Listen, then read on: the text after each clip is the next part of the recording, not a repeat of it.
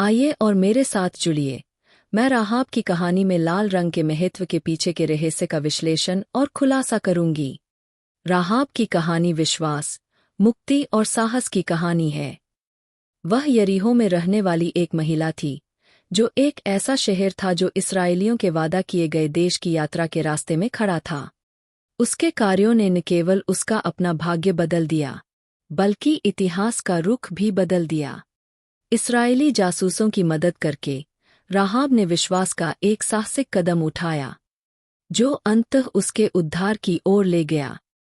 कई बार ये लोग बोलते हैं कि मेरे अंदर ऐसी कोई खूबी नहीं है कि मैं प्रभु परमेश्वर के लिए इस्तेमाल हो सकूं। मैंने बहुत गलतियां करी हैं। मैं तो बिल्कुल भी बिब्लिकल नहीं हूँ। मैं बिल्कुल भी परमेश्वर के साथ इतना समय व्यतीत नहीं करता या करती, इसीलिए परमेश्वर मेरा उपयोग क्यों करेंगे। मैं तो अपनी पर्सनल लाइफ में बहुत ज़्यादा बिजी हूँ, परमेश्वर मुझे क्यों उपयोग करेंगे। उपयोग होने के लिए तो बहुत सारे लोग बाहर बैठे हैं। ऐसे कई सारे थॉट्स में, ऐसे कई सारे विचारों में जब हम फंस जाते हैं तो हमें लगता है कि वी आर तो रिजेक्टेड, हमें तो निकाला हुआ है और हम तो कभी भी प्रभु प्रभु के लिए कुछ काम नहीं कर सकते।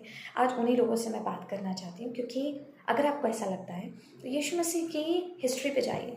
यीशु मसीह की परदादी जो थी, वो एक ऐसी प्रोफेशन से आती थी जिसको रिजेक्शन मिली हुई थी, कोई एक्सेप्टेंस नहीं थी। वो एक वैश्या थी, जिसे आज के ज़माने में आप प्रॉस्टिट्यूशन के नाम से भी जानते हैं। और उस समय उस वैश्या को जब ये पता चला कि दो परमेश्वर के लोग कनान देश से आए थे, क्योंकि इज़राइल की जो भूमि थी वो वायदे की भूमि थी और वो वहाँ का निरीक्षण करने के लिए आए थे युद्ध से पहले।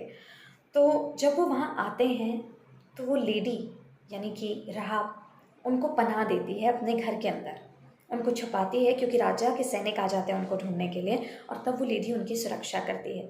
जब वो सुरक्षा करती है तो कुछ उसे चाहिए नहीं था उसके रिटर्न में। उसने अपनी साफ नीयत से उनकी प्रोटेक्शन, उनकी सुरक्षा की थी।